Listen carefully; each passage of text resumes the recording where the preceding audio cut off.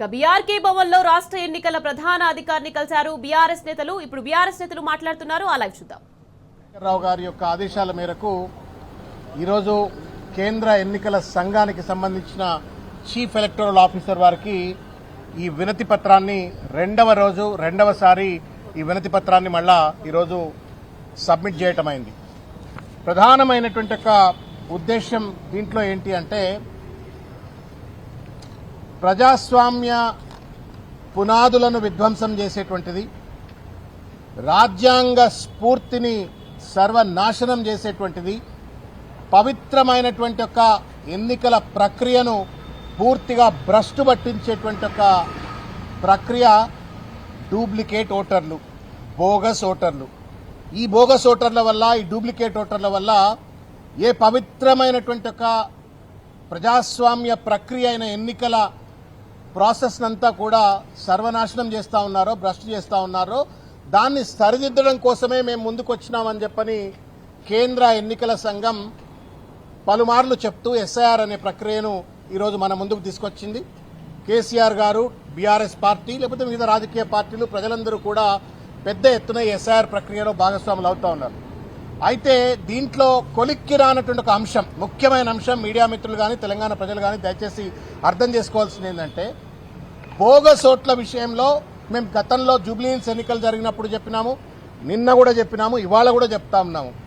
There is no clear cut mechanism with the chief election commissioner of India to eradicate the bogus votes across the states. అంటే వివిధ రాష్ట్రాలలో ఉంటూ, వివిధ రాష్ట్రాలలో vote హక్కు ఉన్నటువంటి ఒక వ్యక్తులకు సంబంధించినటువంటి ఒక డూప్లికేట్ ఓట్లను డిలీట్ చేసేటువంటి ఒక మెకానిజం ఇవాళ కేంద్ర ఎన్నికల సంఘం దగ్గర లేదు. ఇది పూర్తిగా కూడా ఎస్ఐఆర్ ప్రక్రియను నష్టపరిచేదే, భ్రష్టుపరిచేదే, మొత్తం నలిఫై చేసేటువంటి ఒక విషయాన్ని ఈరోజు చీఫ్ ఎలక్టోరల్ ఆఫీస్కు కేసీఆర్ గారి యొక్క ఆదేశాల మేరకు భారత రాష్ట్రం తరఫున మేము రిప్రజెంట్ చేసినాం. ఎందుకు ఈ మాట చెప్తా ఉన్నామంటే, హైదరాబాద్ ఇవాళ ఒక గ్లోబల్ సిటీగా మారిపోయింది.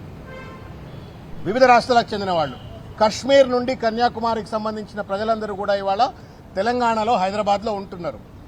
మరి వాళ్ళు ఏ రాష్ట్రం నుంచి అయితే వచ్చినారో ఆ రాష్ట్రంలో ఓటు హక్కు ఉండి, మళ్ళా తెలంగాణలో కూడా 10 ఏళ్ళు 20 ఏళ్ళు ఉన్న తర్వాత వాళ్లకు ఒక న్యాచురల్ ప్రాసెస్లో ఓటు హక్కు వచ్చినట్టయితే రెండు రాష్ట్రాలలో ఓటు హక్కు ఉన్నట్టే కదా. మరి ఎస్ఐఆర్ ప్రక్రియ డూప్లికేట్ ఓటర్లను, బోగస్ ఓటర్లను ఏరివేయాలా అని చెప్తున్నప్పుడు, ఏరివేస్తామని చెప్పినప్పుడు, మరి రెండు రాష్ట్రాల్లో ఓటు హక్కు ఉన్నటువంటి ఒక వ్యక్తికి సంబంధించిన ఓటును ఎట్లా గుర్తించాలంటే మా దగ్గర మెకానిజం లేదు అని వాళ్ళ స్పష్టంగా ఎన్నికల కమిషన్ చెప్తా ఉన్నారు. దట్ మీన్స్ ఏదైతే పర్పస్ కోసం ఎస్ఐఆర్ను ప్రవేశపెడతా ఉన్నారో ఆ పర్పస్ ఫుల్ఫిల్ కావట్లేదు.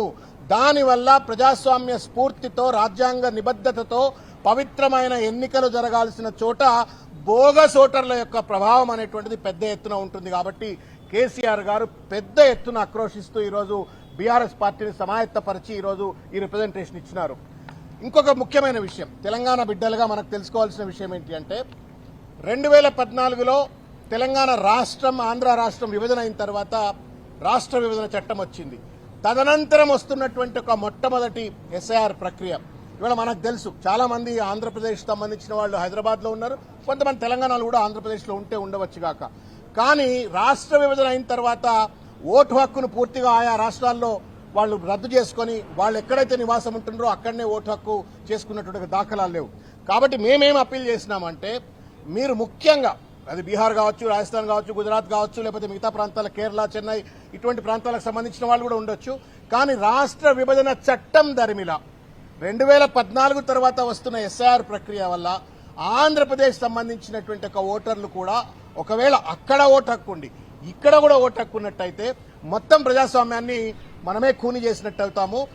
ఎన్నికల ప్రక్రియను తప్పుడు, లోపభూయిష్టంగా నిర్వహించిన వాళ్ళు అవుతాం. కాబట్టి కోఆర్డినేటెడ్ ఎఫర్ట్ అని అడుగుతా ఉన్నాం మేము. దయచేసి గుర్తుపెట్టుకోవాలా, chief electoral officer of Andhra Pradesh, chief electoral officer of Telangana ఇద్దరు కూడా కలిసికట్టుగా, కోఆర్డినేటెడ్ గా వాళ్ళు ఎస్ఐఆర్ ప్రక్రియ నిర్వహించినట్టయితే, ఒకవేళ అక్కడ వ్యక్తి, ఆ రాష్ట్రం వ్యక్తి ఇక్కడ ఒకవేళ ఉంటూ అక్కడ ఓటు హక్కు, ఇక్కడ ఓటు హక్కు ఉన్నట్టయితే ఆ లిస్టులన్నీ కూడా ఇద్దరు కలిసి కొలాబరేటెడ్ గా రివ్యూ చేయాలా, ప్యూరిఫై చేయాలా, మొత్తం క్రాస్ వెరిఫై చేసి ఒకవేళ డూప్లికేట్ ఓట్లు అక్కడ ఇక్కడ ఓటున్న వాళ్ళని గుర్తించి రద్దు చేయండి అని చెప్పని ఈ యొక్క రిప్రజెంటేషన్ యొక్క సారాంశం.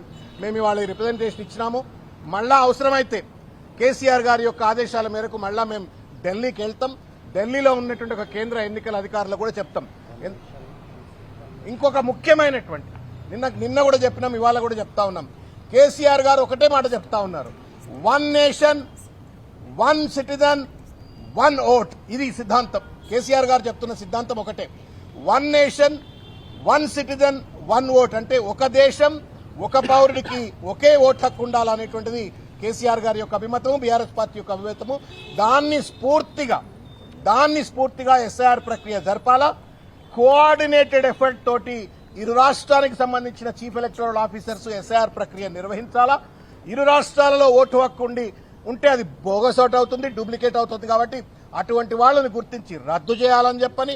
తర్వాత ముఖ్యంగా ఇంకొక విషయం ఏంటంటే, ప్రజా ప్రాతినిధ్య చట్టం 1951 దాంట్లో సెక్షన్ 31 ప్రకారంగా ఎవరికైనా బోగస్ ఓట్లున్నా, ఒకే వ్యక్తికి 2-3 ఓట్లున్నా, లేకపోతే వివిధ రాష్ట్రాలలో ఓటు హక్కున్నా అది చట్టరీత్యా నేరం. 1 సంవత్సరం పాటు జైలు శిక్ష వర్తిస్తుంది. కాబట్టి బాగా ఎడ్యుకేట్ చేయాలా, ఎన్లైటన్ చేయాలా. అమాయకమైనటువంటి ప్రజలను వాళ్ళ రాజకీయ అవసరాల కోసం బోగస్ ఓటర్లుగా దర్జు చేసి వాళ్ళ రాజకీయ లబ్ధి కోసం కొన్ని రాజకీయ పార్టీలు చేస్తే చేయవచ్చు కాక, కానీ ప్రజలు అల్టిమేట్ గా సఫర్ అవుతారు, వాళ్ళు చట్టరీత్యా నేరస్తులు అవుతారు. కాబట్టి ఎన్నికల కమిషన్ విజ్ఞప్తి చేశాం, please run A special campaign. ఈ పెద్ద ఎత్తున ఈ చట్టరీత్యా నేరమైన అంశాన్ని ప్రజలకు చెప్పండి, కోఆర్డినేటెడ్ ఎఫెక్ట్ చేయండి. ఆల్రెడీ మేము జూబ్లీహిల్స్ లో చెప్పినాం, ఒకే కాన్స్టిట్యున్సీలో ఒకే ఓటరు 3 చోట్ల ఓటర్ ఉన్నాయని చెప్పని. అంబర్పేటలో ఓటు హక్కు ఉంటుంది, మళ్ళా జూబ్లీహిల్స్ లో ఓటు హక్కు ఉంటుంది, జూబ్లీహిల్స్ లో ఓటు హక్కు ఉంటుంది, ఖైరతాబాద్ లో ఓటు హక్కు ఉంటుంది. ఇవన్నీ గుర్తించి ఇంటర్ కాన్స్టిట్యుయెన్సీస్ కానీ ఇంటర్ స్టేట్స్ కానీ డూప్లికేట్ ఓట్లను రద్దు చేయండి.